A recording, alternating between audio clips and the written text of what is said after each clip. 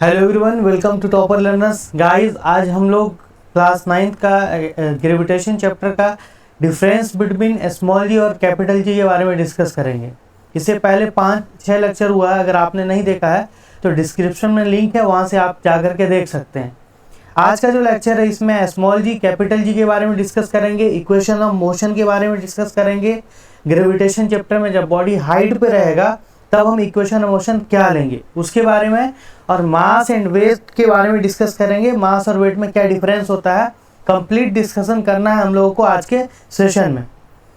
जिन लोगों को सेशन अच्छा लगे प्लीज़ लाइक और शेयर सब्सक्राइब कर दीजिएगा, और जो लोग ऑलरेडी सब्सक्राइबर हैं वो शेयर करते रहिएगा। जो डाउट हो कमेंट सेक्शन में उसको आप पुट कर सकते हैं, ठीक है। तो आज हम शुरू करेंगे difference between small g and capital G से। बड़ा जी और छोटा जी में क्या फर्क होता है वहां से, ठीक है।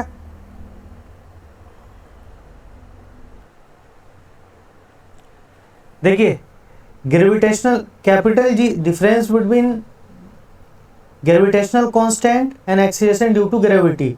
ये जो कैपिटल जी होता है ना, ये यूनिवर्सल ग्रेविटेशनल कांस्टेंट होता है। इसकी वैल्यू पूरे यूनिवर्स में एक ही जैसा रहता है, फिक्स रहता है। और ग्रेविटेशनल एक्सीलरेशन या एक्सीलरेशन ड्यू टू ग्रेविटी उसको स्मॉल जी से डिनोट करते हैं, और ये कैपिटल जी होता है। क्लियर?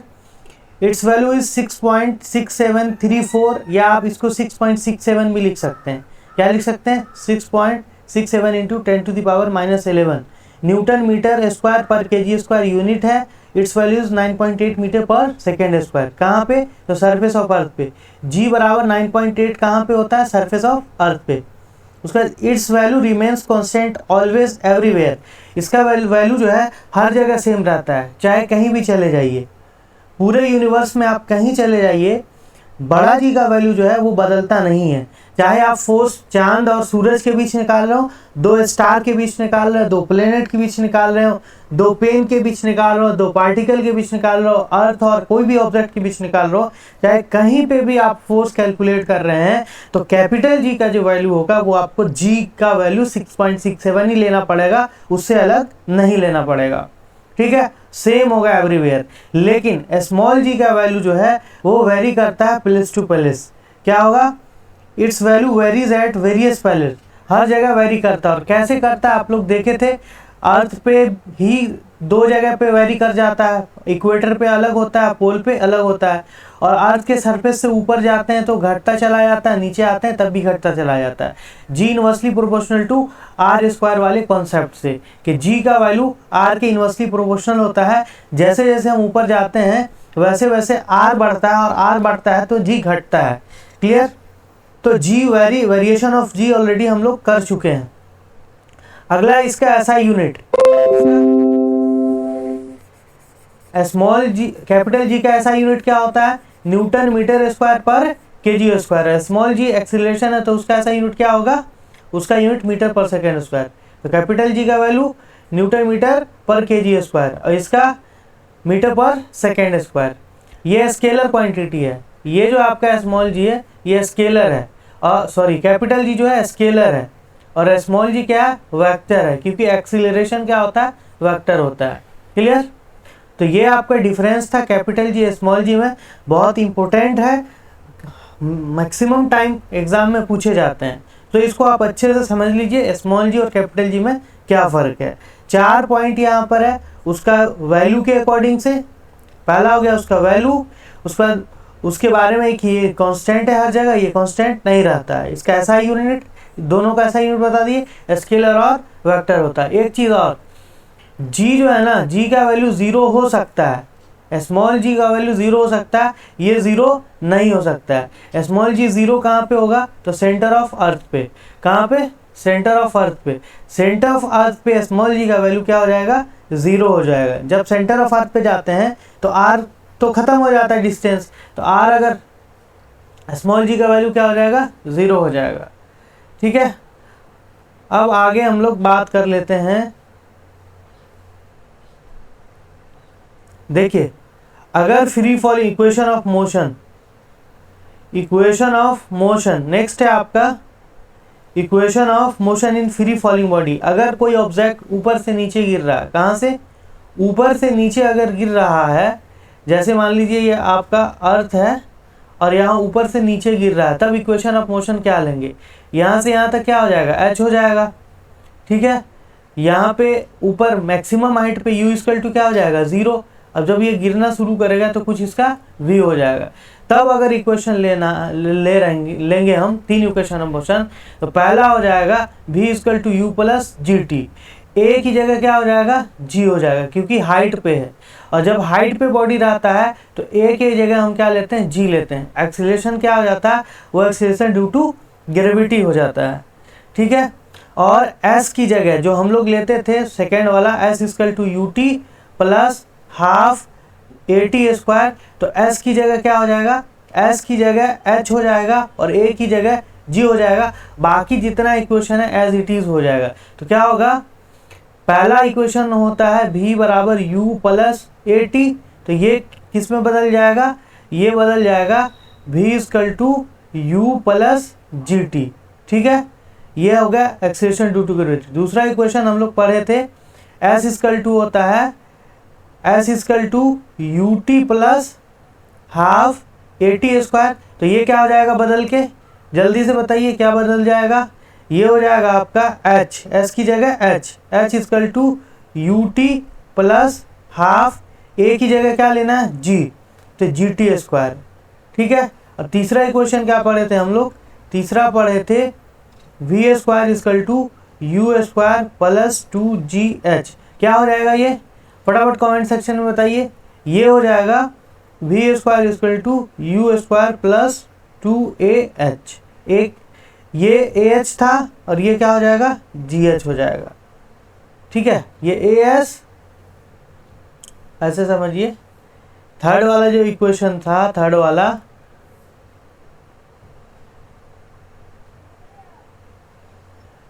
थर्ड इक्वेशन क्या था, v square equal to u square plus 2as, तो a की जगह क्या हो जाएगा, g, s की जगह h, तो ये इक्वेशन बन जाएगा। तो ब्लू वाला जो इक्वेशन है ये ग्रेविटेशन में फ्री फॉलिंग बॉडी में यूज होगा।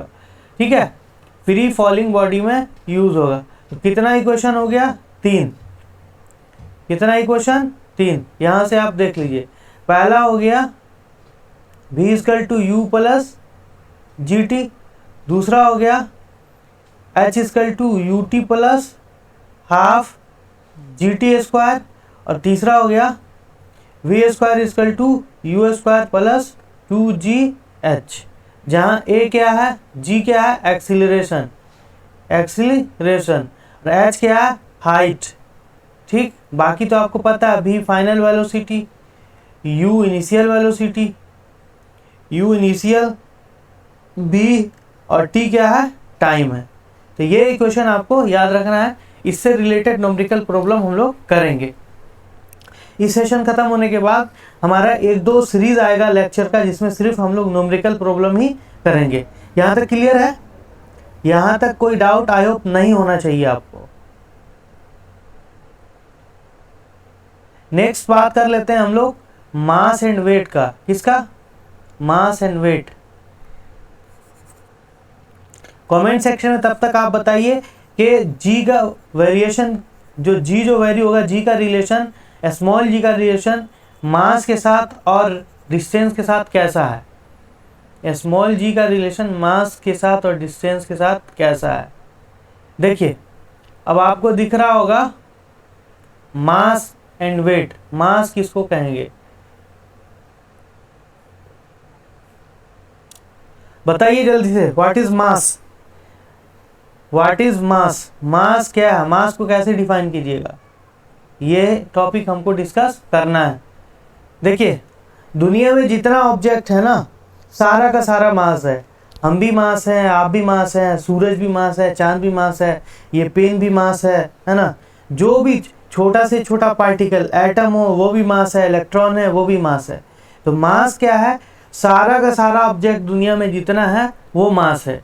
अब फिजिक्स में हम उसको कैसे डिफाइन करेंगे, मान लीजिए ये आपका एक मैटर है, एक पदार्थ है, ठीक है, या एक ऑब्जेक्ट है।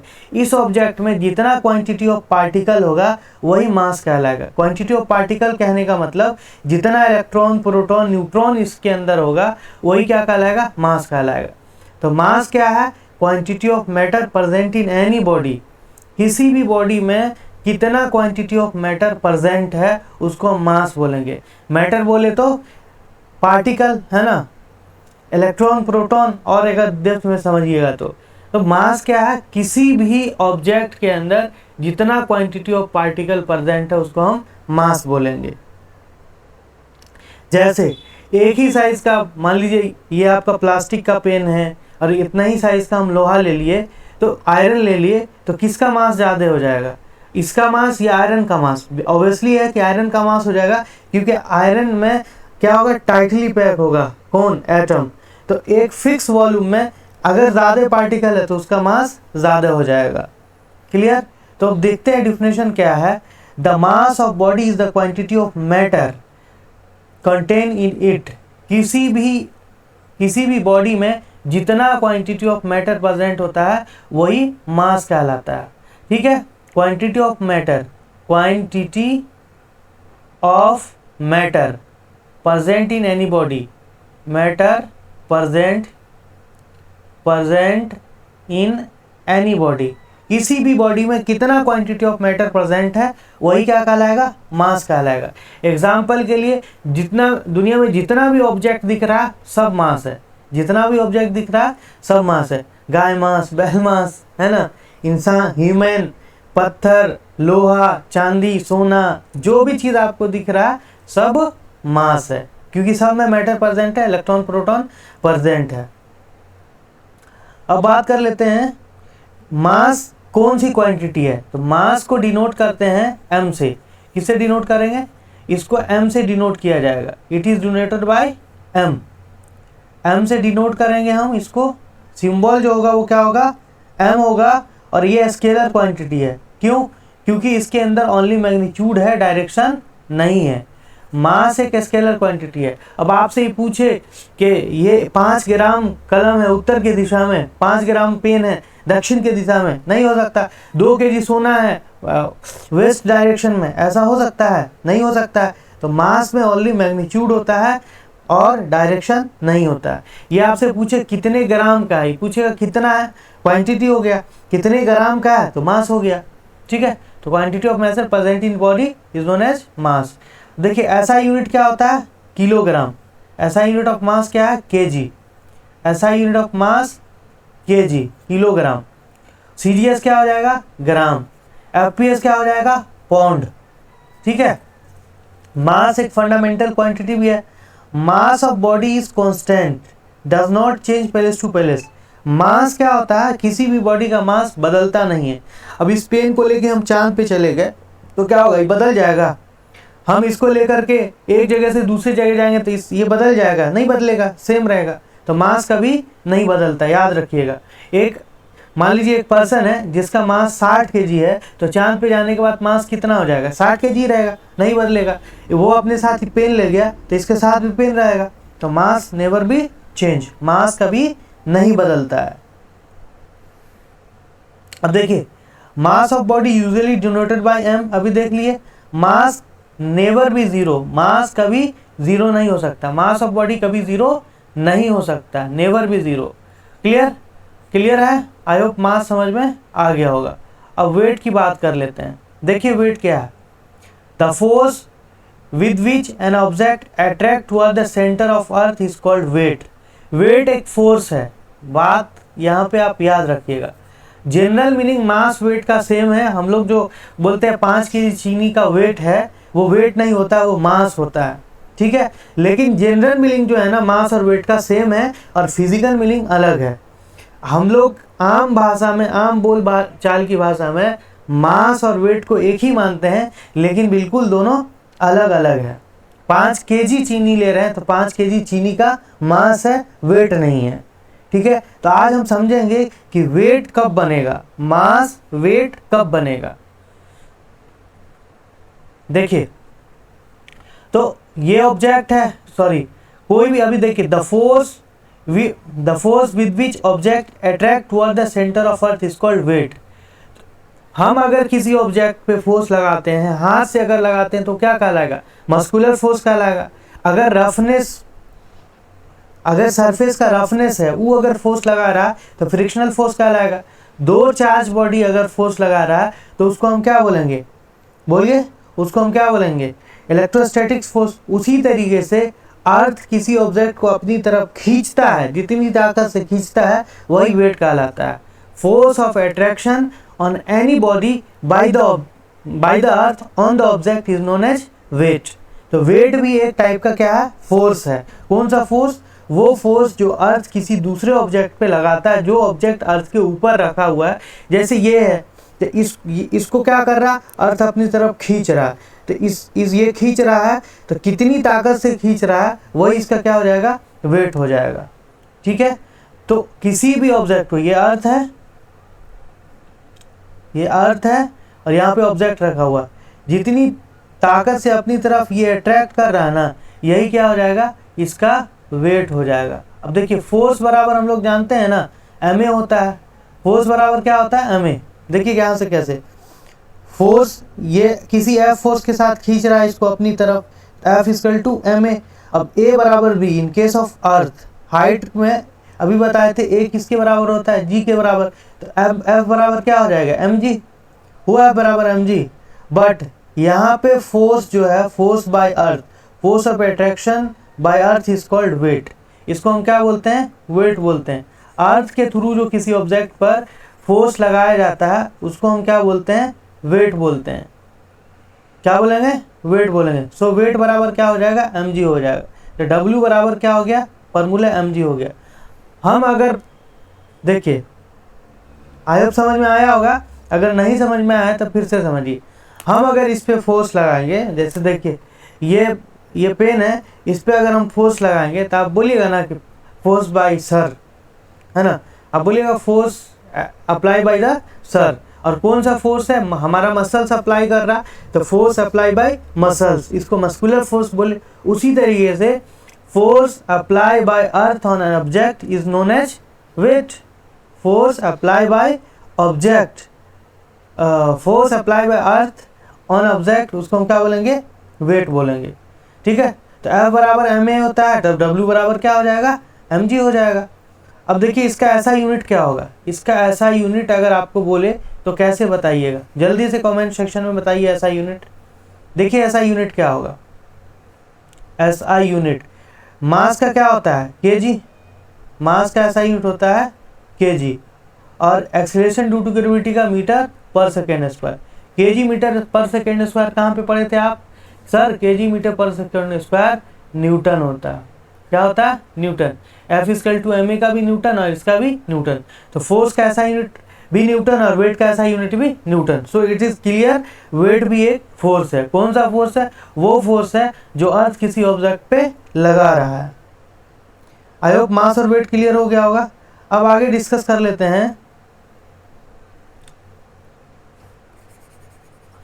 ऐसा यूनिट। अब देखिए वेट जो है ना, जगह बदलने के साथ बदलेगा। वेट क्या होगा, जैसे जगह चेंज होगा वेट की वैल्यू चेंज हो जाएगी। काहे चेंज होगी, क्योंकि जी चेंज हो जाएगा, क्योंकि जी के चेंज होने से वेट चेंज हो जाएगा। तो वेट हमेशा चेंज होता है। अब देखिए टॉपिक है आपका relation between 1 kg weight express into newton. 1 kg weight को न्यूटन में कैसे एक्सप्रेस करेंगे। देखिए W इक्वल टू क्या होता है, mg। तो मास अगर 1 kg है, जी 9.8 है, देन W बराबर क्या हो जाएगा, 1 kg वेट बराबर 9.8 न्यूटन। W इक्वल टू क्या होता है, mg। तो अगर मास बराबर 1 kg हो जाए तो W बराबर क्या होगा, W बराबर 1 इंटू 9.8, क्योंकि G का वैल्यू क्या होता है, 9.8 होता है। तो W इक्वल टू क्या हो जाएगा, 9.8 न्यूटन। तो 1 kg मास है तो उसका वेट कितना हो जाएगा, 9.8 न्यूटन, और ऑलमोस्ट 10 न्यूटन भी इसको बोल सकते हैं। अब थोड़ा सा डिफरेंस हम लोग कर लेते हैं मास और वेट में, वेरी इंपॉर्टेंट है। इसके साथ ही हमारा चैप्टर हो जाएगा खत्म, उससे फिर न्यूमेरिकल प्रॉब्लम हम लोग करेंगे। यहाँ तक समझ में आया, कमेंट सेक्शन में जल्दी जल्दी आप लोग गाइस कमेंट कीजिए। अगर नहीं समझ में आया तब भी कमेंट कीजिए, समझ में आ रहा तब भी कमेंट कीजिए। लाइक शेयर तो करते ही रहिए। और पर डे आपको क्लास प्रोवाइड किया जाता है। सो आप आपके जो फ्रेंड्स हैं उनको लिंक शेयर कीजिए, उनको इनवाइट कीजिए कि इस टाइम पे स्पेसिफिक टाइम है, पर डे क्लास होता है, they will got the benefit of the class. चलिए अब डिफरेंस की बात कर लेते हैं। Difference between mass and weight. Mass और वेट में क्या डिफरेंस है? देखिए, mass, we can measure mass of an object by inertia. Inertia से हम मेजर कर सकते हैं। वेट क्या है? W equal to mass into acceleration. Weight बराबर मास इंटू एक्सीलरेशन। ये होता है the total quantity of matter containing in an object is called मास।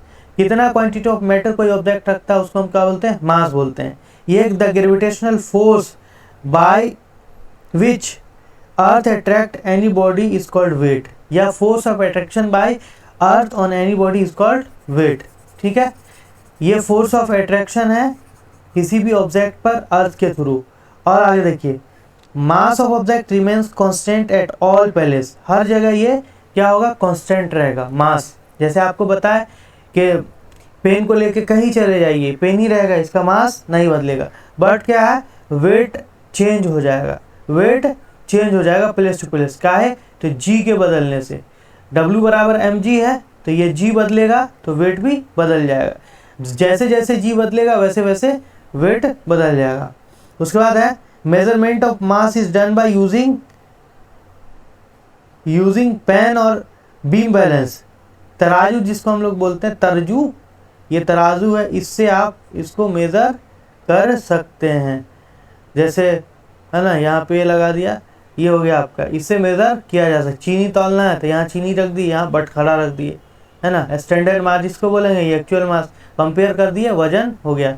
इसीलिए इसको बीम बैलेंस से मेज़र किया जाता है। उसके बाद वेट क्या है? Measurement of weight is done by spring balance. Spring balance आप लोग देखे ही होंगे, या फिर एक दिन आपको हम उसका वीडियो डाल देंगे। ये स्प्रिंग बैलेंस है, स्प्रिंग बैलेंस से वेट मेजर होगा। क्लियर? और जल्दी जल्दी कमेंट सेक्शन में आप लोग करते जाइए कमेंट, कैसे चेंज होगा, कैसे मास और वेट में डिफरेंस होगा। अब देखिए लास्ट डिफरेंस है, mass does not change even value g is 0 at place. Mass नहीं बदलेगा उस जगह पर भी जहां g का वैल्यू क्या हो? 0 हो। बट वेट 0 हो जाएगा वहां पे, क्योंकि मास तो मास ही है, मास m है और W m इंटू जी है, तो G 0 तो W 0। क्लियर? तो आई होप डिफरेंस समझ में आ गया होगा मास और वेट के बीच का। कोई भी अगर डाउट हो कमेंट सेक्शन में। अब देखिए G चांद पे कैसे वेरी करेगा। अगर हम G का वैल्यू मून पे कितना हो जाता है, value of G on moon, value of G on moon, G का वैल्यू मून पे क्या हो जाएगा? Value of G on moon जो होता है, G on moon 1/6 G on अर्थ हो जाता है। ठीक है, तो W जो होगा वेट ऑन मून भी 1/6 ऑफ वेट ऑन अर्थ हो जाएगा, ये याद रखिएगा आप। ठीक है, मान लीजिए किसी का मास 5 kg है तो वेट कितना हो जाएगा? 5 गुने 10 ऑलमोस्ट ले लें तो 50 न्यूटन। कहाँ पे? अर्थ पे। अगर अर्थ पे 50 न्यूटन है तो चांद पे कितना होगा? अर्थ पे अगर 50 न्यूटन है तो चांद पे कितना होगा? तो W ऑन मून बराबर 1/6 ऑन वेट ऑन अर्थ कर देंगे, तो ये हो जाएगा W on moon equal to 50/6, 50/6, 8 point कुछ हो जाएगा उसका वेट। तो ये आपको याद रखना है, ये क्या करना है? याद रखना है। नेक्स्ट वाला जो लेक्चर आएगा उसमें हम लोग कंप्लीट डिस्कशन करेंगे न्यूमेरिकल प्रॉब्लम पर। ठीक है, ग्रेविटेशन आपका यहाँ तक कंप्लीट हुआ। थ्रस्ट एंड प्रेशर नेक्स्ट जब हम लेक्चर सीरीज शुरू करेंगे वहाँ पे, तो इसमें आपको फार्मूला क्या क्या याद रखना है? W इक्वल टू क्या होगा? W equal to mg। उसके बाद G on moon equal to 1/6 G on earth. उसके बाद W ऑन मून इज, वो भी क्या हो जाएगा? Equal to 1/6 weight on earth. ये याद रखना है आपको। उसके बाद v, वो 3 equation of motion, v equal to u plus g t, s equal to h equal to u t plus half g t square, और v square equal to u square plus 2gh, और इधर पहला f equal to g m1 m2 by r square, और gravity f equal to g m m by r square, और acceleration due to gravity g equal to g m by r square. 1 2 3 4 5 6 7 8, बस ये gravitation में आपको फार्मूले याद रखने हैं जिनसे न्यूमेरिकल प्रॉब्लम बनेगा। ठीक है गाइस, आज के लेक्चर में बस इतना ही। नेक्स्ट लेक्चर में हम लोग कंप्लीट डिस्कशन करेंगे न्यूमेरिकल प्रॉब्लम का। क्लियर? और हाफ ईयरली के लिए आपका कंप्लीट मैराथन सीरीज आ रहा है, हाफ ईयरली में कैसे हम प्रिपेयर करें। बस आज के लेक्चर में इतना ही। लाइक शेयर सब्सक्राइब करते रहिए। Thank you, have a nice day.